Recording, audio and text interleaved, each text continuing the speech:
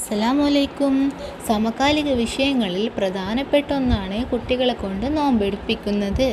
ചൂടുകാലവും നിർജ്ജലീകരണവും കുട്ടികളിലെ ആരോഗ്യ പ്രശ്നമാണ് ഇന്നത്തെ വിഷയം. അതിനു മുമ്പ് ആദ്യമായിട്ടാണ് ഈ ചാനൽ കാണുന്നതെങ്കിൽ സബ്സ്ക്രൈബ് ചെയ്യുക. ആരാധനാ കർമ്മമായ നിസ്കാരവും നോമ്പും കുട്ടികളെ പഠിപ്പിക്കേണ്ടത് 7 വയസ്സിലാണെന്ന് നമുക്കറിയാം. 7 വയസ്സായ കുട്ടികളെ കൊണ്ട് 30 നോമ്പും എടുപ്പിക്കണം എന്ന് പറയുന്നില്ല.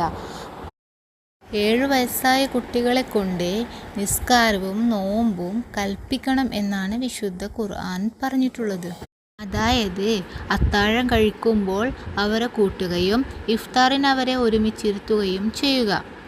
നോമ്പിൻ്റെ സമയമൊക്കെ നല്ല ചൂടുകാലമാണ്. നിർജ്ജലീകരണത്തിനും ആരോഗ്യ പ്രശ്നങ്ങളിലേക്കും ഇത് നയിച്ചേക്കാം. 7 വയസ്സ് കഴിഞ്ഞ നല്ല ആരോഗ്യമുള്ള കുട്ടിയാണെങ്കിൽ ഇടയ്ക്ക് 17-ാം രാവ്, 27-ാം രാവ് തുടങ്ങി ഒറ്റ രാവിലെ നോമ്പുകൾ എടുപ്പിക്കാവുന്നതാണ്. അതുപോലെ 10 വയസ്സ് കഴിഞ്ഞ ആരോഗ്യമുള്ള കുട്ടികൾക്ക് 30 നോമ്പും എടുക്കാൻ പറ്റുമെങ്കിൽ എടുപ്പിക്കണം. നോമ്പെടുക്കാൻ കഴിവുണ്ടായിരിക്കണം എന്നത് നോമ്പിൻ്റെ ഷർത്താണ്. ആരോഗ്യമില്ലാത്തൊരാൾക്ക് നോമ്പ് നിർബന്ധമില്ല എന്നത് അള്ളാഹു വളരെ വ്യക്തമായി ഖുർആനിൽ പറഞ്ഞിട്ടുള്ളതാണ്. അടുത്ത വിഷയം, പ്രായപൂർത്തിയാവാത്ത കുട്ടികൾക്ക് വ്രതം എടുക്കുന്നതിൻ്റെ വിധി എന്ത്?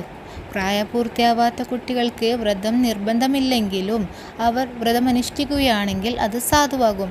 നമസ്കാരം, ഹജ്ജ്, ഉംറ മുതലായ ആരാധനാ കർമ്മങ്ങളെപ്പോലെ തന്നെ കുട്ടികളെ കൊണ്ട് വ്രതമെടുപ്പിക്കുകയാണെങ്കിൽ അതിന് രക്ഷിതാക്കൾക്ക് പ്രതിഫലം ലഭിക്കുന്നതാണ്.